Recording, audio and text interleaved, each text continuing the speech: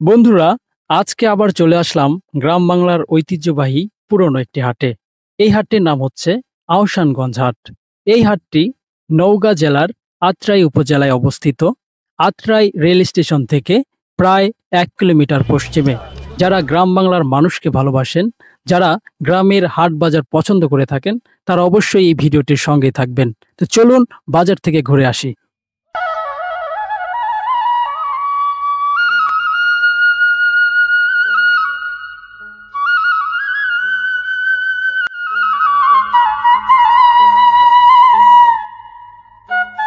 বন্ধুরা, দেখতে দেখতে চলে আসলাম আমরা আহসানগঞ্জ বাজারে। আর আহসানগঞ্জ হাটটি একবারে চমৎকার একটি বাজার। তো চলুন আমরা ঘুরে আসি আহসানগঞ্জ হাট থেকে।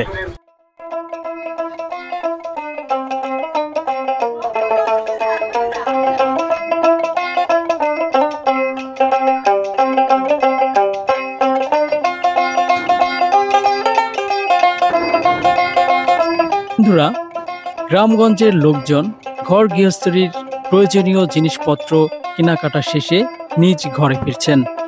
এই হাটটি প্রত্যেক বৃহস্পতিবার সকাল 8টা হইতে বিকেল 4টা পর্যন্ত চলমান থাকে।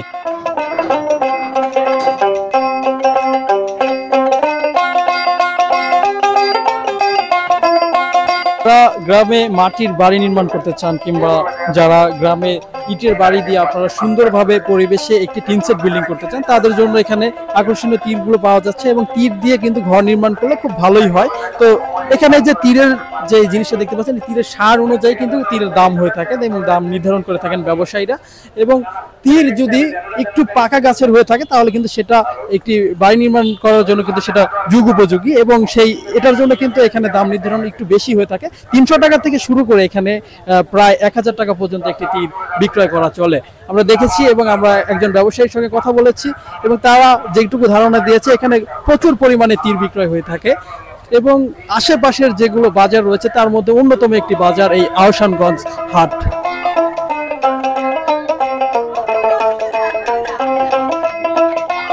কাঠ, বাটাম এগুলো এখানে বিক্রয় করা চলে এবং বিক্রয় হয়ে থাকে। এখানে কাঠ জাতীয় জিনিস আর কি, বাড়ি নির্মাণ করতে যেগুলো প্রয়োজন সবকিছু কিন্তু এখানে বিক্রয় করা চলে এবং বিক্রয় হয়ে থাকে।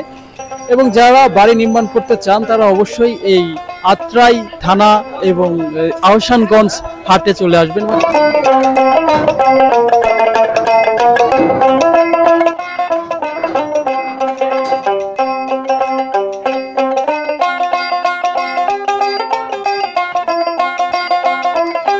এগুলো 130-40,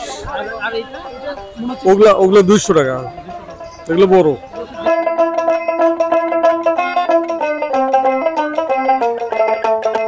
এই আপনার হাতে যেটা, এটা হরপা, ধানটানা হরপা। আর এটার নাম কি? ওটার নাম ফিরা, বসার ফিরা। এগুলো কত করে বিক্রি করেন? এগুলা 60 টাকা, 70 টাকা। আর এটা? এটাও তাই। এটাও তাই। আচ্ছা, আপনার বেচা কিনা কেমন হয়? বেচা কিনা খুব ভালো হয়।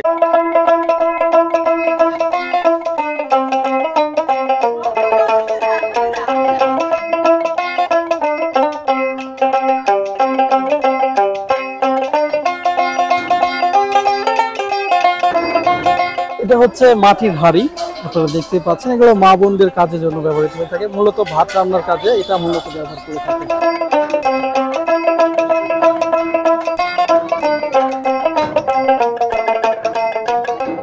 এটা আপনি কি ধার কাটাচ্ছেন না এগুলো বিক্রয় করার জন্য প্রস্তুত করছেন? বিক্রিও করি। বিক্রি করেন? কত করে বিক্রয় করেন? দাম 650, 550। কোনটা 650 টাকা বিক্রি করেন সেটা আমাদের বিক্রি দেখেন। এটা 650।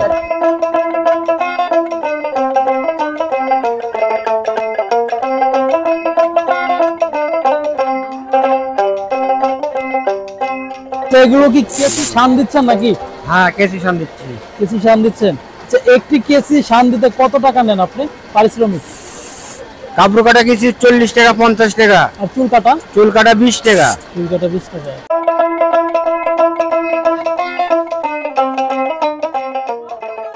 এগুলো প্রায় শহর অঞ্চল থেকে কিন্তু এখন অনেকটা বিলুপ্ত হওয়ার পথেই রয়েছে, এবং রয়েছে কি সেটা কিন্তু হয়ে গেছে, এখন সেখানে নেই। সেখানে শুধুমাত্র ভিআইপি সেলুনগুলো ব্যবহার করে থাকেন কাজের জন্য, এবং এখানে সেই বাজারটিতে কিন্তু তারা এখনো ধরে রেখেছে সেই ঐতিহ্যটুকু মানে টিকিয়ে রাখতে দীর্ঘদিন তারা কাজ করে যাচ্ছেন। ভালো আছেন আপনি?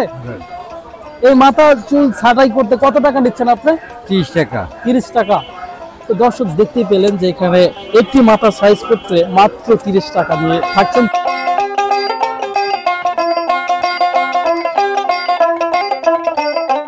বাঁশের তৈরি অনেক রকমের পণ্য আমরা এখানে দেখতে পাচ্ছি, যেগুলো গৃহস্থালী কাজে ব্যবহৃত হয়ে থাকে।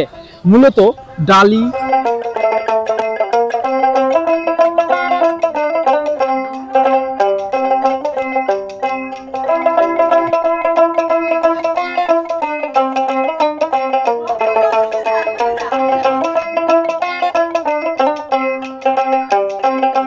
দেখতে পাচ্ছেন যে ব্যবসায়ী কতটুকু ক্লান্ত, মানে গরমের জন্য, প্রচন্ড গরমের জন্য তিনি নিজেই তৈরিকৃত পাখা দিয়ে তিনি বাতাস করছেন।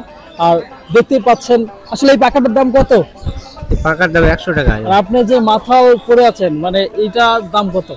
এটার দাম 60 টাকা 50 টাকা। মাথাইলের দাম 60 টাকা। আর আপনার মাথার উপরে এটা কি? এটা হচ্ছিল খাঁচা। খাঁচা। এটা কিসের জন্য ব্যবহৃত হয়ে থাকে? এটা ব্যবহার হয়েছিল আপনার এই মুরগি কবিতর।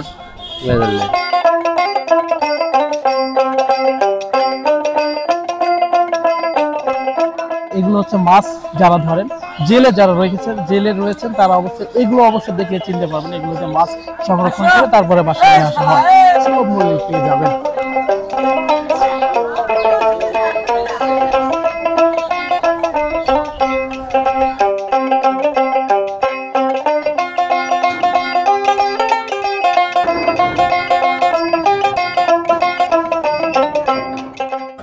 এখানে আমরা আসানগঞ্জ হাটে এখানে এসেছি, রাজহাঁস বিক্রয় করছেন।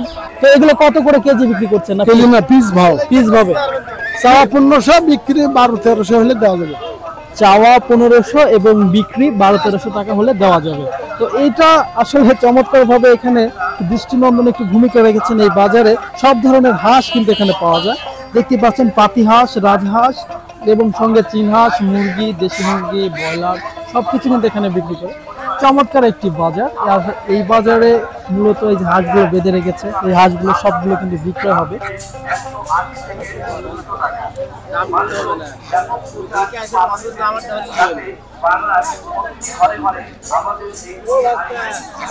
এই হাঁস কার আপনার?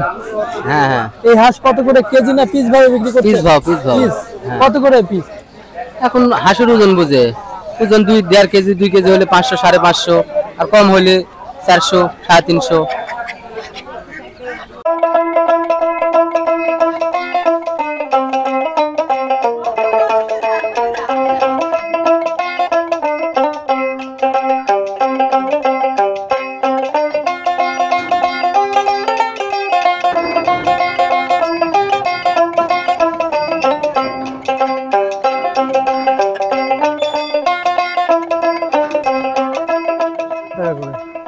যে অনেকের মানে ছোট ছেলেপেলেদের জন্য এই খেলার জন্য মনে করেন যে ছোট হাফ প্যান্ট প্রয়োজন হয়, ঠিক সেই প্যান্টগুলো কিন্তু এখানে বিক্রয় করা হচ্ছে। এগুলো 70 থেকে 80 টাকা, 50 টাকা, 30 টাকা দামেরও কিন্তু এখানে পাওয়া যায়।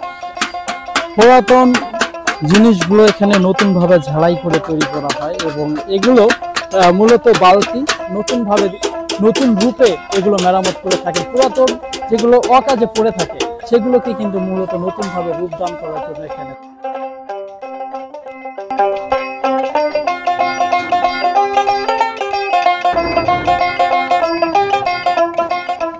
এগুলো আপনার বানানো হয়ে থাকে, অনেক সময় রাজমিস্ত্রির কাজে এগুলো ব্যবহৃত হয়ে থাকে। তো তার জন্যই এগুলো তৈরি করে থাকেন। তো নিত্য প্রয়োজনীয় জিনিসগুলো কিন্তু এখানে চমৎকার ভাবে সাজানো রেখেছে। যারা গরিব, মানে একবারে অল্প কিছু সামর্থ্য রয়েছে, তাদের জন্য কিন্তু এখানে ভিআইপি প্ল্যান পাওয়া যায়। আবার শার্ট, টি শার্ট, গেঞ্জি সবকিছু কিন্তু এখানে পাওয়া যায়। মেয়েদের জন্য আসলে কাপড় রেখেছে বউ।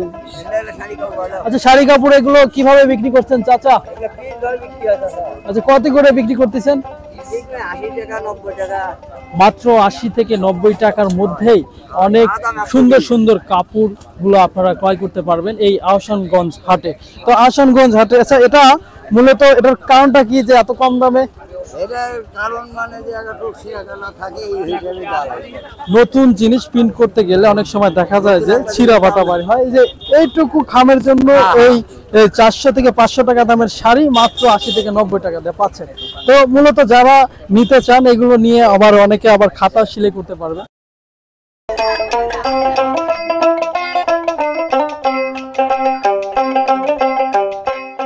জিলাপি কত করে বিক্রি করছেন ভাই? 140 টাকা কেজি আপনার জিলাপি বিক্রয় হচ্ছে।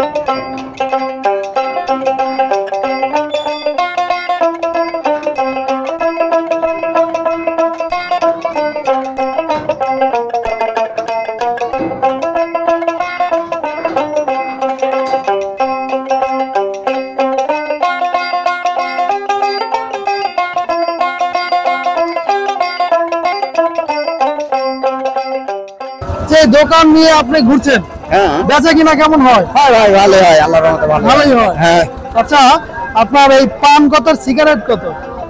সিগারেট বেশি 5 টাকা 20, আর পানও 5 টাকা 20। পানও 5 টাকা পিস। হ্যাঁ বন্ধুরা, আমরা বাজার থেকে বেরিয়ে আসলাম এই মুহূর্তে বৈরী আবহাওয়ার কারণে। বৃষ্টি হচ্ছে বাইরে, দেখতে পাচ্ছেন মেঘাচ্ছন্ন আবহাওয়া, এবং এখানে আশেপাশের মানুষগুলোর কিন্তু এখন ভোগান্তি বেড়ে যাবে, কারণ একদিকে গরমের চাপ ছিল, এখন বৈরী আবহাওয়ার কারণে তারা কিন্তু পানি পড়ছে, যার কারণে কিন্তু এখান থেকে দূরে যাওয়ার জন্য চেষ্টা করছে এখানকার মানুষ।